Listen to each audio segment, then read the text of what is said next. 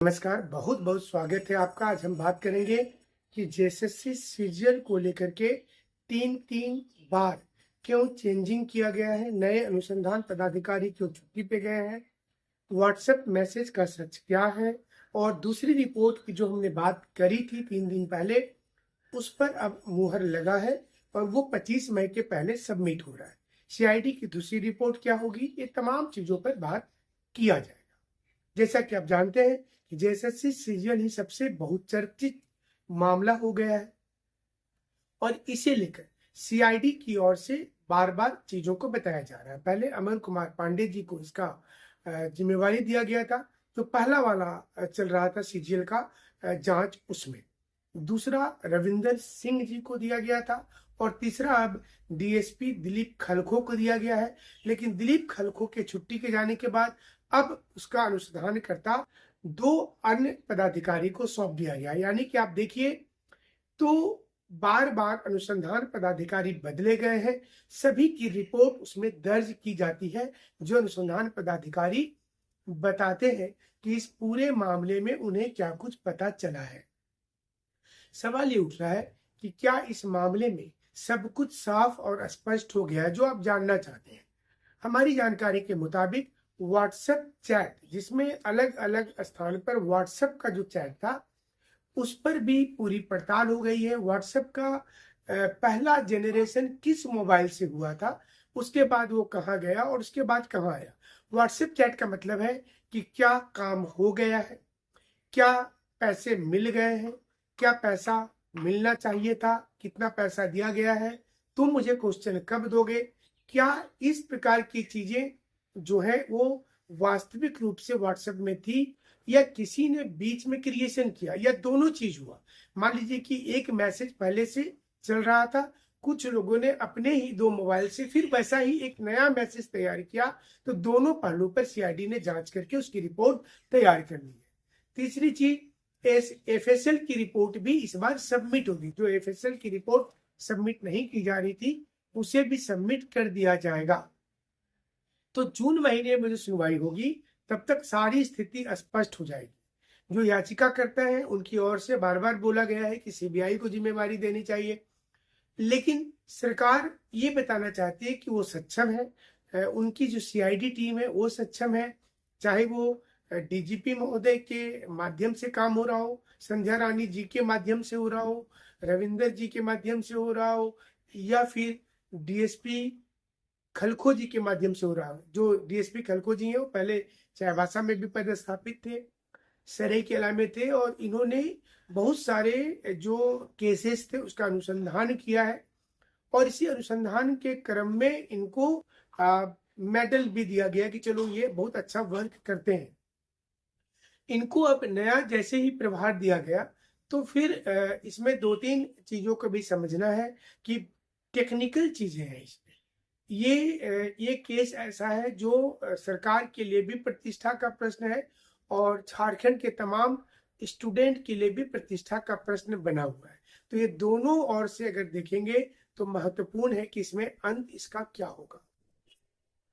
JPSC को लेकर के पिछले कई दिनों से न्यूज आ रही थी। हमने एक पहले वीडियो किया था जिसमें हमने बताने की कोशिश करी थी कि हो सकता है 15 मई तक आएगा, और उसके बाद हमने ये भी बताया था कि जो जेपीएससी है उसके अंदर ईगो क्लैश भी चल रहा है, जो पूर्व में देखा जा रहा था।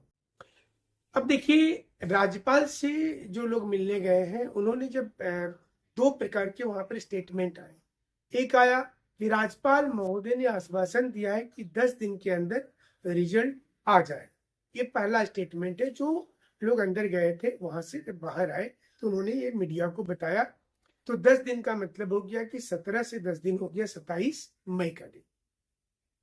दूसरी चीज कि दूसरे बयान जो दिए लोगों ने, उन्होंने कहा कि अगर इस महीना रिजल्ट नहीं आता है तो जून फर्स्ट वीक में अभिभावक के साथ और स्टूडेंट्स के साथ एक बड़ा आंदोलन होगा। मतलब राज्यपाल अगर आश्वासन दिए हैं तो फिर रिजल्ट आना चाहिए, और अगर नहीं आता है इस मध्य में तो स्टूडेंट यूनियन जो है एक बड़ा आंदोलन की शुरुआत करेगा। तो जून में अगर जून मतलब 31 मई तक अगर नहीं आता है रिजल्ट तो जून में फिर से एक बहुत बड़ा आंदोलन की शुरुआत होगी।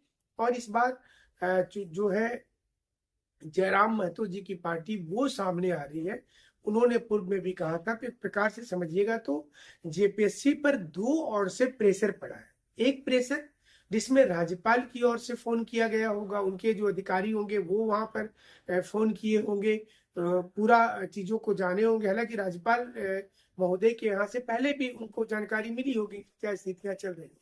और दूसरा जो जानकारी मिला होगा उसमें ये चीजें होंगी कि जो मतलब रिजल्ट है वो नहीं आता है तो बाहर से एक प्रेशर बनाया जाएगा। और इसमें स्टूडेंट यूनियन जो है बहुत अच्छी भूमिका अदा कर रहे हैं और वो लगातार हर प्रकार से कोशिश कर रहे हैं कि रिजल्ट आनी चाहिए।